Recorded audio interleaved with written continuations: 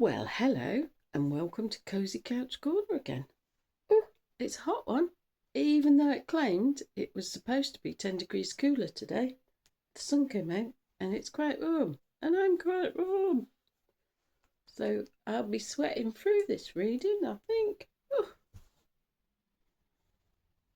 it's cloudy now and it's getting dark, but actually, looking at it on the video, I think there's enough light to be going with because somebody, me, didn't do the video after lunch when we were guaranteed daylight. Never mind, I'm doing it now. Not been a great day. Had an ocular migraine this morning and felt a bit odd. Anyway, I don't get the pain. I don't get a headache with it. I get kaleidoscope and just feeling grot. So, yeah, that's took a while.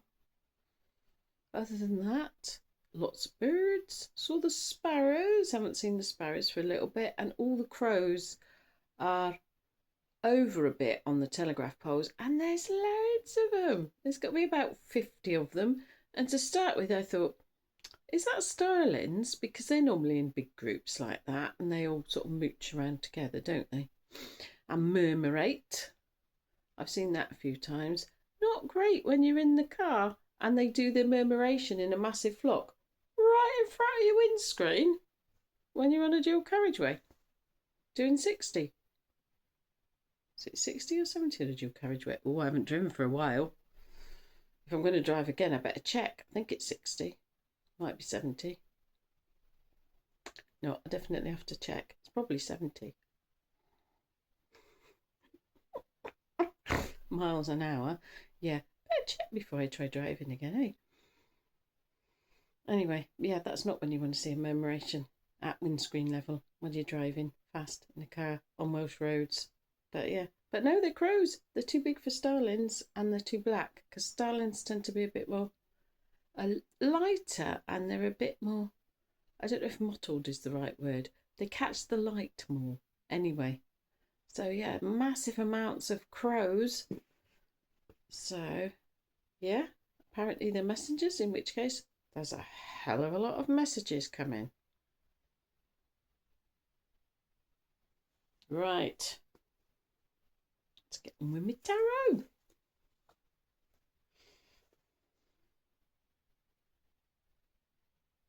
Okay, what message do you have for us for Thursday, the 14th of August, 2025, please? See what we get today. It's always a surprise, isn't it?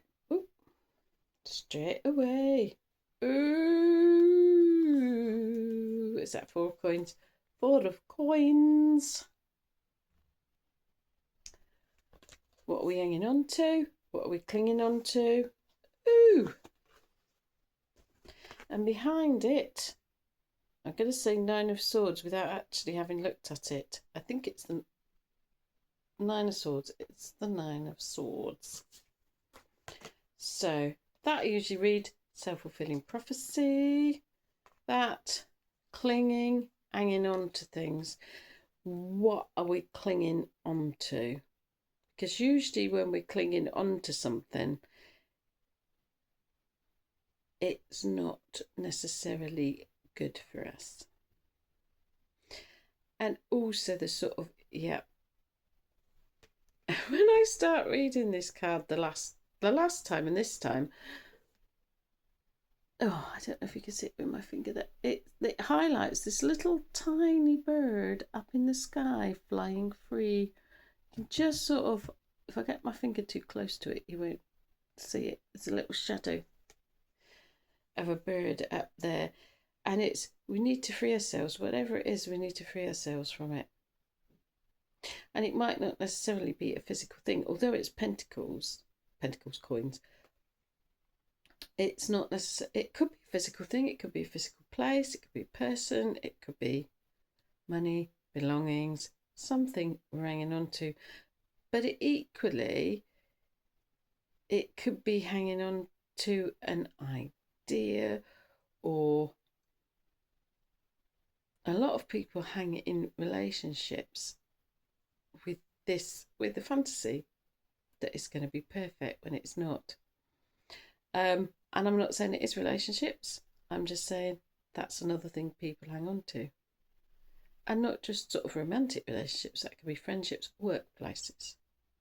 I mean, yeah, people need to earn money, but some places just aren't healthy and they aren't good for us either mentally or physically or both.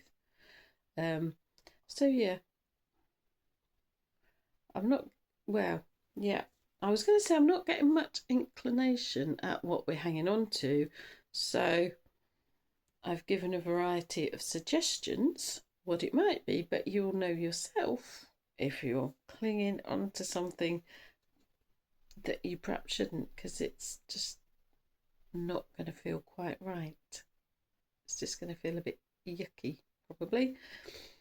And we had behind it the Nine of Swords. I mean, that could be the intellect. So we're hanging on to ideas that aren't serving us. We're hanging on to fear. And that's a big one. Are we hanging on to something else? Hanging on to negativity or catastrophizing? Because sometimes it's difficult to reprogram ourselves. It's difficult to get rid of some things, even if they're not helping us. And first of all, we need to be aware that a pattern of behaviour, a pattern of thought, or a belief isn't helping us or isn't healthy. So we start with awareness, and then we've really got to then, how are you going to clear that out? How are you going to reprogram yourself? And sometimes it takes time. I know I'm prone to catastrophizing and negativity and victim mindset, and I'm getting a lot better, but it still takes time to clear it out, to notice it and to go, nope, that's the old story. The new story is positivity. Or the new story is whatever the new story is, but not the doom and gloom and catastrophizing or chaos. But there's so much around us that programs that into us. Especially if you watch the news, that it's very difficult to be aware that that's a problem because that's normal, and to go, well, it doesn't have to be this way. I don't have to envision chaos or catastrophe or disaster or negativity all the time. There are times when we have to be rational and realistic, but you can really get dragged down with it all, and it really colours how you view the world and affects the choices you make. If we can get rid of some of the negativity and the catastrophizing, the chaos, well, first of all, we clear the chaos, especially the chaos from our minds or anything else, chaos from our lives, we can be calmer and clearer. And then if we stop catastrophizing, we can see better ways of being and better ways of doing and more choices and more potential in things. Well, that went in a weird direction, didn't it? There we go then.